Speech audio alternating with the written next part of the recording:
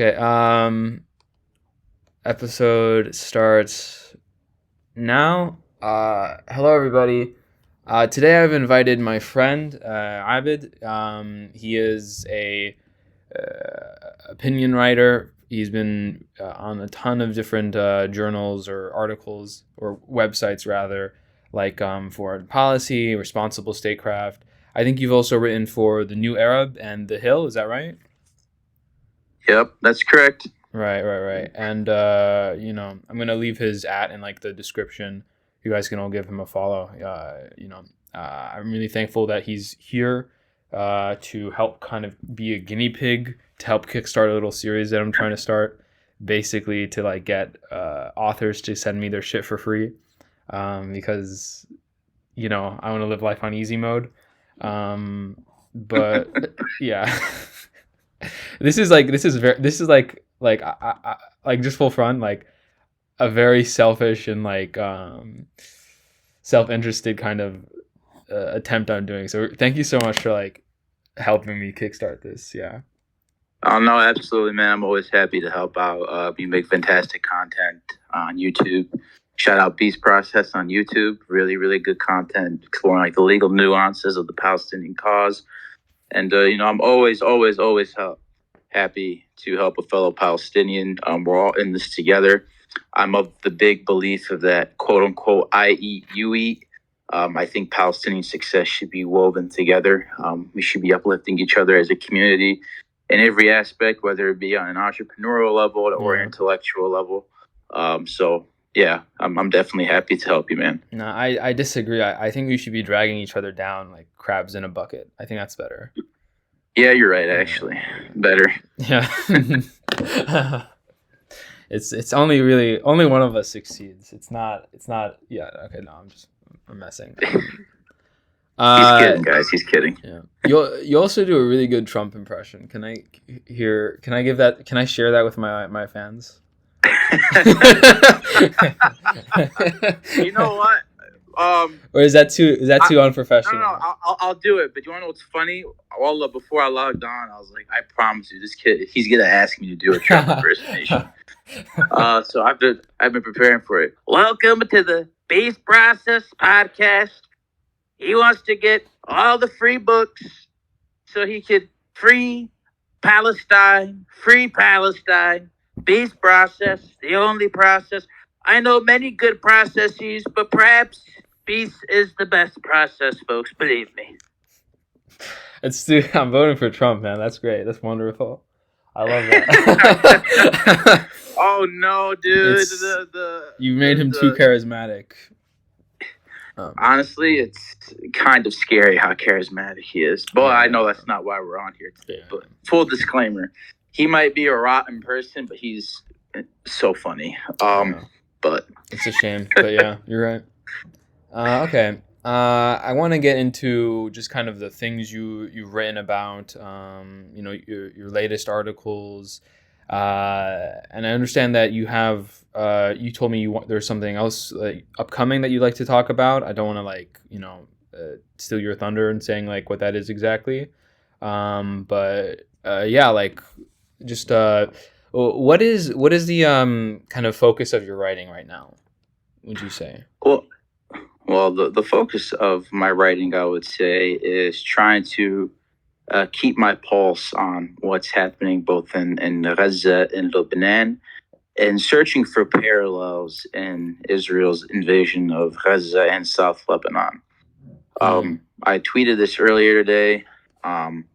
About, I guess I'll say it again here, is that I think if you look at what Israel's doing in South Lebanon, many of its methodologies are practically being exported from Gaza. And what I mean by that is that if you look at the existence of Hamas, right? Hamas is now being used as a prerequisite and excuse to annex Gaza and ethnically cleanse its inhabitants and push them into the Sinai.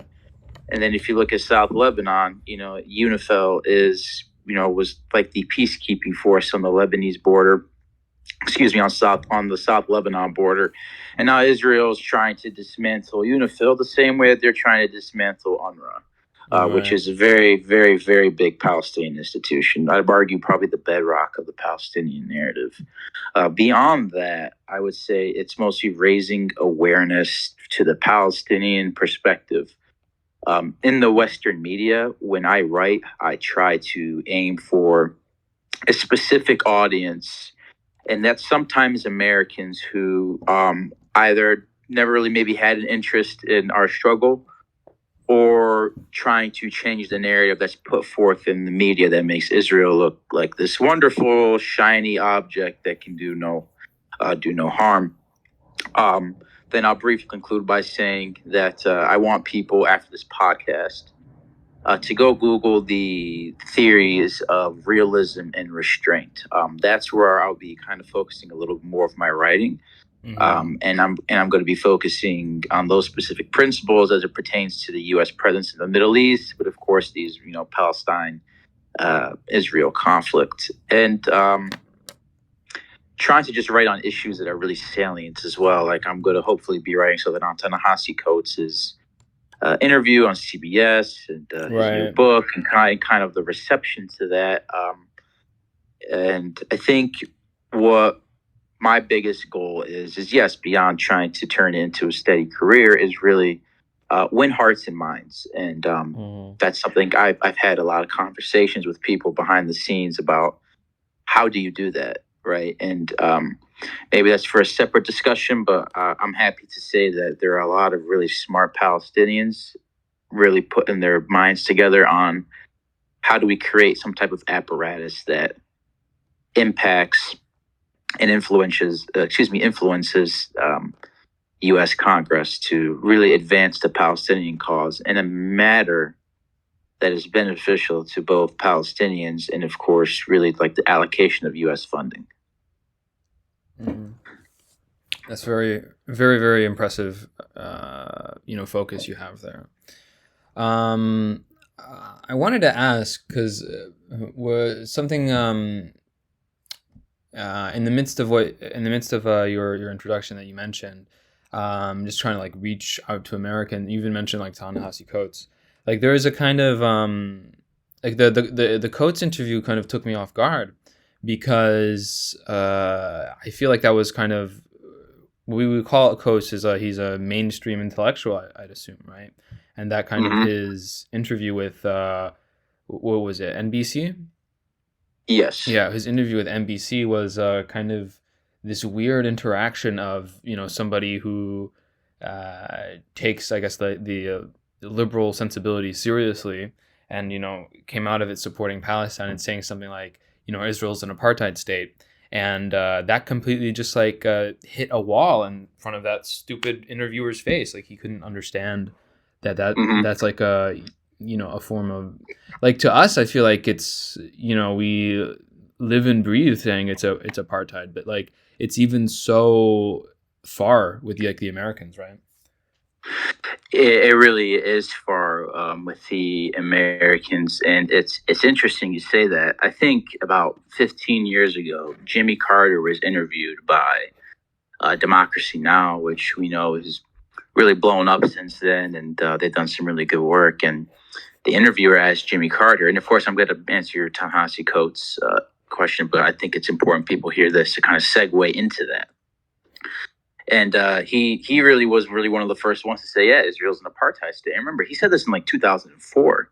Yeah. So it was unheard of. Yo, you have no idea, like like I like lefties like to criticize like every president. You have no idea how much like Jimmy Carter was getting glazed in like Arab households at that time. You have no idea, like. Oh no, I think people don't understand that. I think a lot of Carter's kind of pro-Palestine advocacy started to come after he left the White House, which of course is a story that we talk about some other time. Now, fast forward about 20 years later, right? Jimmy Carter says that about Israel, about it being an apartheid state. Also, Carter wrote a really good book about this that got widely criticized, but is starting to pick up some steam now. When Ta-Nehisi Coates says that Israel's an apartheid state, I really harken back to what Carter said, and then the interviewer says, "Well, why don't you think Americans know that?" And then, well, he says the truth's been hidden from them, and also Americans don't want to know. And I think the way you saw the interviewer on CBS react, it really challenged his own biases, but it's also incredibly indicative of the anti-Palestinian narrative that's like run rampant within Western media outlets, particularly Western liberal media outlets. I mean, CBS is not like some Breitbart, Fox News, far right leaning outlet. It's quite liberal. It has a variety of different speakers. Its sister networks are liberal. Yeah. So in seeing that reaction, but I think Ta-Nehisi Coates is being incredibly misunderstood. I think his reaction to what he said is that people don't understand the fragility of the human condition as it pertains to the Palestinians. Yeah. And if you really want to understand that, you have to go to places like Gaza. But it's also interesting. Ta-Nehisi Coates went to Hebron. And, as Palestinians, we call Al-Khalid. Right. And Al-Khalid is like probably the biggest embodiment of the occupation.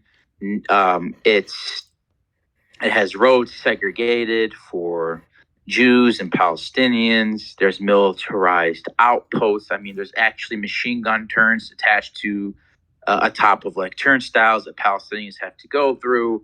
And really, Hebron has changed hearts and minds too. Like Ta-Nehisi Coates is not the first person to go to Hebron and say, "Oh my God, this is horrific."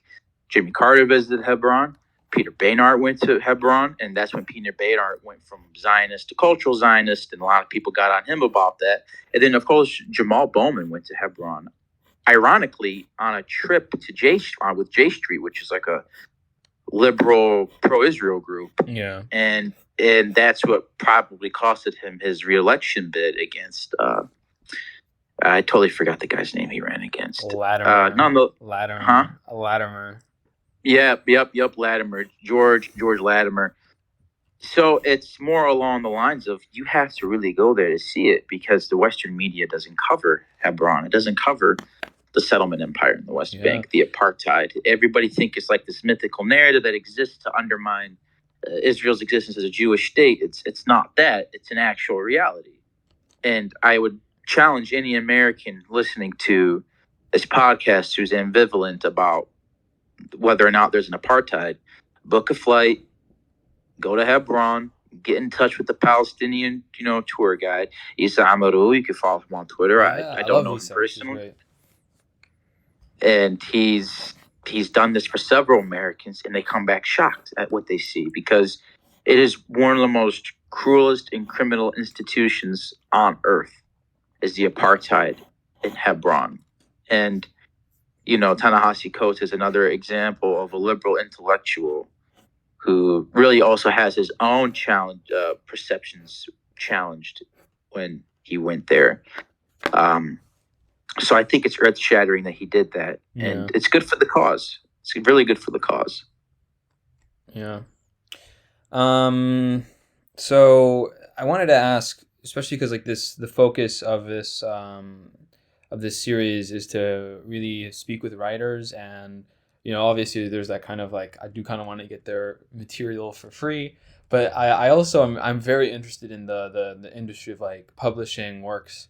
And what is it like to go through the process of trying to get an article published? And do you receive any kind of backlash from editors or publishers, or do you receive kind of what do you consider when you're writing your articles, things like that? I think in terms of the process of getting a piece out, I think it really boils down to networking, which is a cliche point, a point that a lot of people hear, but it's really instrumental. I think even for me and for others, like for an example, I was able to network through another Palestinian writer to get in touch with the deputy editor at Foreign Policy. And then he and I had a phone call, I think early August, and he's like, "Yeah, we want to do this election piece for Michigan. Write it any way you want." And then I wrote it, and we changed some things, but that was just mostly for like the sake of flow and being concise, but the message wasn't stripped, right? Right. The I would say lately I've been getting more backlash, not in the style of my writing, but there used to be one outlet that I would frequently write for, and now they're just not taking anything I say. And sometimes I will, and I hate this has to happen, but sometimes it does. You kind of have to, I don't want to say water down, but maybe temper your language a little bit so that way you can get on a specific outlet. And now there's not taking any pieces from me, which is fine. Mostly positive receptions. I mean, you want to be able to. I think the key to success in this industry is you want to have an ideology and a perspective, and you want to be able to grow and network with individuals who share that similar worldview. Like when I wrote for Responsible Statecraft, yeah, they're very critical of Israel.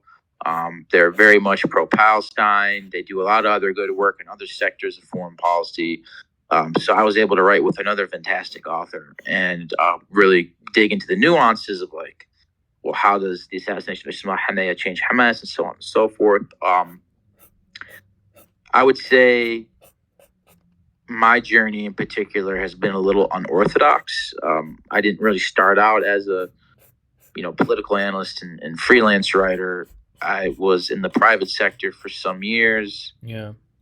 And I just started to use my Twitter to speak out about the occupation, settlement empire, and apartheid in the West Bank. And then, I don't say this flamboyantly. I really don't. I started to get followers from a lot of really smart people, a lot of well-respected journalists. And then I think I wrote my first op-ed last August. And that's when I realized I think I have something here. And I just segued into that. So it's not easy, but I think if you get with the right people and have the proper message, it's possible. So a good message to all the aspiring writers who might be listening to this. We'll see. Cool. I had a really good question and it just completely slipped my mind in the middle of that. So here it is. So what attracted you to writing? Beyond just like, because that does seem like pretty dramatic to go from like the private sector to like trying to get really into writing as a kind of career path. Yeah, I think for me there was several motivating factors. What really got me into writing was that I really do enjoy just reading and writing. And I know that seems simplistic, but it really did play a pivotal part in getting me to where I am at today. There were really a few, I want to say, world events that catalyzed me more than anything to say, all right, you know what? It's time to really take reins, grab this by the horns, and write. I'll give you an example. Hawara in February, massive Israeli settler terror attack. I mean, the entire town was burnt. Several Palestinians died, several wounded. Settlers going down what they call from the top of the hill, right? Top of the hilltop youth coming down to bother the Palestinians. And I just kind of saw how watered down the language was in a lot of Western media outlets. And I think as settlement empire began to expand in ways and feel more emboldened than it has in years past, that's what really motivated me to say, you know what? I think if I can just write one concise piece and get it published, I might be onto something here. And I think for me, I used that as a launching point. But also, when I was in the private sector, I was a research analyst for a couple of years, doing criminal intelligence, not for the government, but for private firms. I want to make that clear. And part of what I was doing too was handling like the company's foreign policy portfolios, because they would have people travel, right? And you want to be able to know that your bosses are not traveling to like a war-torn country or a destabilized city. And being able to write concisely on those issues is what really motivated me to do that, and I'd get compliments on it. And I think that's when I realized I was in the wrong area. And it's like putting a square piece in a circle hole, right? Or a square peg in a circle hole. Like it doesn't fit. You belong somewhere else. So alhamdulillah, that's where I'm at today. And I can think I'm continuing to grow, and I got some opportunities lined up that I hope will materialize. And I really want to keep this thing going, because now is the time for us Palestinians to rise and really change the narrative. Yeah, I totally agree. So I know you've written and you've tweeted a lot about kind of the upcoming election. So if it would be fair to you, right? I'd like to ask kind of what is your, especially because you are from Michigan, is that correct? Mm-hmm. So this is kind of like the community that you're. I mean, Michigan's a swing state. These are things that a lot of people are considering when they're especially because like Michigan has such a giant Arab American population. Mm-hmm. Yeah, people are. I understand. I've met people. I really like that I get to go outside and speak to like regular people just like every other day, just because the nature of me still going to school and stuff. People are concerned about Trump winning. People are concerned about Kamala, not necessarily Kamala continuing to support the genocide. What is it like writing about that, right? What would you say your position is? I would say it's a little multi-pronged. One, you really have to like put yourself out there to speak with other people, and hearing their stories is both interesting and heart-wrenching. To put Michigan into context, yes, it's a big swing state, but there are about 392,000 Arab Americans that live here, and this is according to the U.S. Census from 4 years ago. Interestingly enough, there's 160,000 Iraqi Americans, a lot of them Chaldean, a lot of them Assyrian, and of course, a lot of them, of course, Shia Muslims. Second largest Arab demographic is Lebanese American, and they're all from the South too. So they're really, yeah. So if you speak to a Lebanese American and you say how to be like وين انت وين انت, and they'll say أنا من جنوب لبنان. I'm from South Lebanon. And they begin to tell me their stories about how their family left after the 2006 war on Lebanon, or their parents or grandparents fled the 1982 Israel invasion of South Lebanon, when it committed horrific atrocities in Sabra and Shatila, and of course the bombing of the Palestinian refugee camps, the PLO. And the reason why I say all this is because they bring those stories with them, and they're very desensitized to violence. But I think now more than ever, those fears are escalated. Now, I think in terms of where Michigan lies, like the Arab American community is out on the Democrats. Maybe that was a question you were going to ask, but I really do. And I don't say this with any place of bias. I'm only telling people what people tell me. Yeah. We're dealing with the bereaved population that doesn't see a difference between Donald Trump and Kamala Harris as it pertains to their foreign policies. A lot of people have used the terms, well, they're both going to kill us, or they're both neocons. Or if you look at Kamala Harris's history as her VP is Biden, she stood by and did nothing when Biden essentially didn't put the consulate back in East Jerusalem, when they gave everything to Israel on a silver platter, and of course them aiding and abetting in a genocide. Very much so. I think the fears of Trump winning, I think, are being a bit blown out of proportion. Genuinely, it's not because they like Donald Trump. It's because they survived 4 years of Donald Trump. Yeah, and they're like, we could do it again. And if it means Democrats losing to send a message that being ardently anti-Palestinian and pro-Israel is bad politics, then so be it. Yeah. Steadfastness is woven into the essence of our people, and we are ready to remain steadfast once more. I say this too as a writer that lives in Michigan, and as a citizen, as a voter, but also, of course, like I said, what people tell me. If they were telling me, yeah, we love Kamala Harris, I would say that, but they don't. And there's big polling to back that up. Jill Stein's polling at 40% here in Michigan, but guess who's polling second? You're not gonna believe it. I'm gonna say Donald Trump, right? He's polling at 19%. Wow. Kamala Harris is polling at 11%. You know how bad you have to be as a Yeah. Democratic candidate to have minorities vote Republican over you? Very bad. Yeah. I think I'm really glad you mentioned that, because I think that, you know, uh, you hear a lot of things on Twitter, you hear a lot of things on social media, but like this kind of within the Arab American community, especially in Michigan, this doneness, the sense of like the Democrats really have nothing to give us, or any kind of sentiment like that.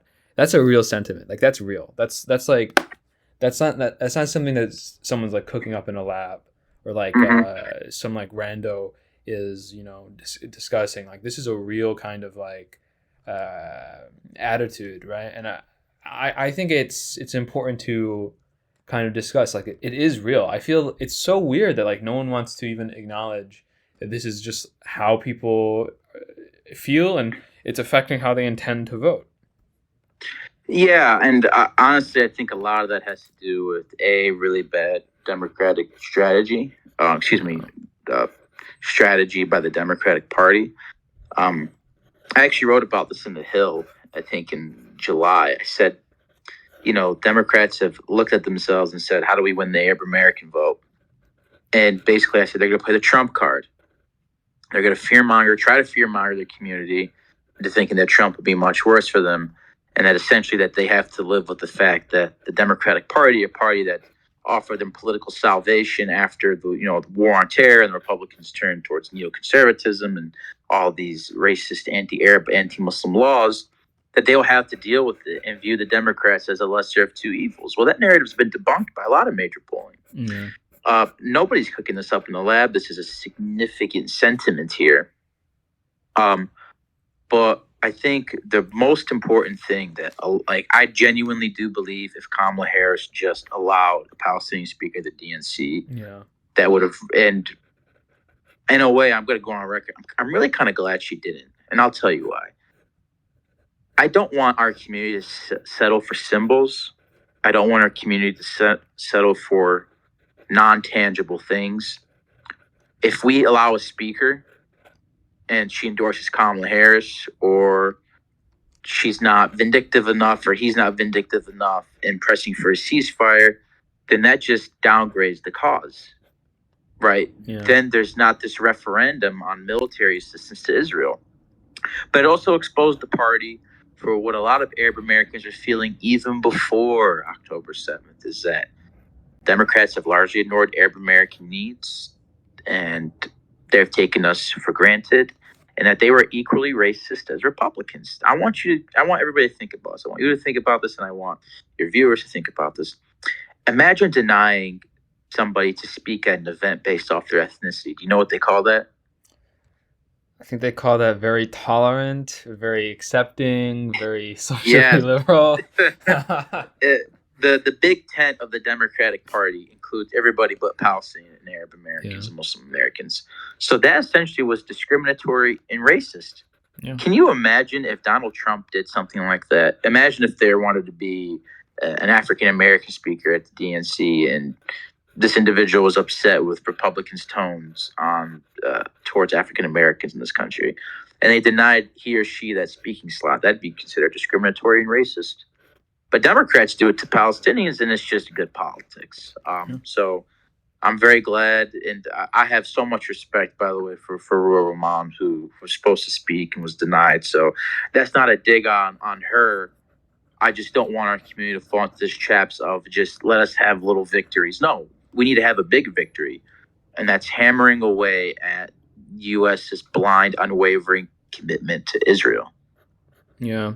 Do you? I mean, I remember when I was very young, I attended like this protest in New York, and before I could remember a lot of things, and it was a pro-Palestine protest, and it was an intense kind of thing. I think this was around the time of the Second Intifada, but from then and now, I have noticed a complete at least within my generation. I don't know. You're Gen Z, right? Yeah, I was born in 97. So you're Gen Z. In our generation, there's like if I see somebody my age, I'm assuming they support Palestine because it's so like it's one of the safest bets you can make with somebody this age, you know. Hmm. Like this is a real change I'm seeing, and I think that like, do you think that it's possible to turn that kind of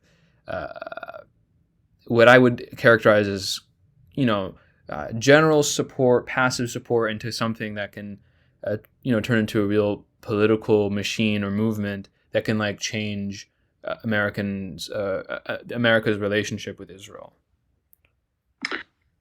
Yeah. So, I think even support for Palestine goes beyond Gen Z. Yeah, I would say people, even some middle-aged Americans, are starting to catch on to it. I'll answer this question in another way, because it actually is something that I hope to publish soon, and I feel confident it will get put out there.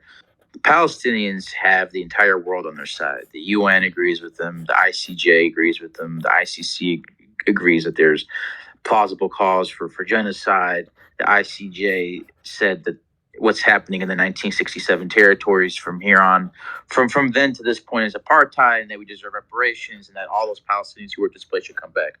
Okay, we have these building blocks, right? Like these building blocks of liberation.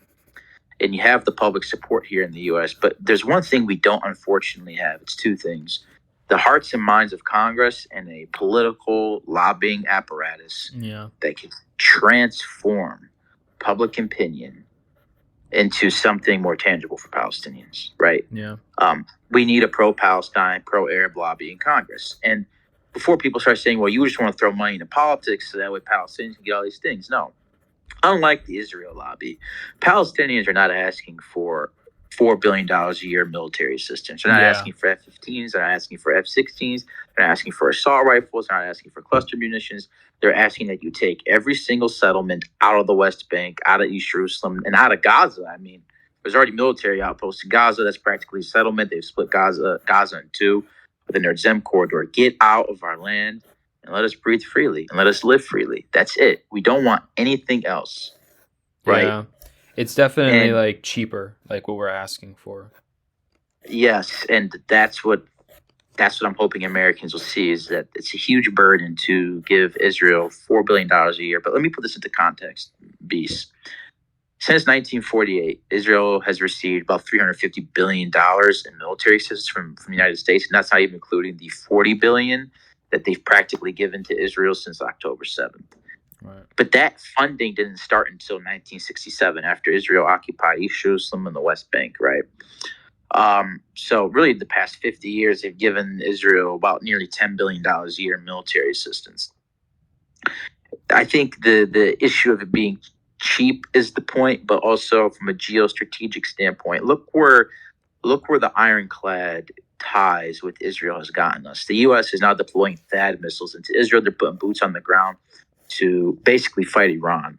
I mean, if you're an American, do you want your tax dollars going to funding war, to having our potential sons and daughters go fight for a foreign nation that doesn't care about its own citizens? How many Americans have Israel killed? Tons. They just shot a Turkish American activist in their head, Allah yarhamha, last month. No repercussions. Shireen Abu Akleh, Omar Assad. I could go on and on and on.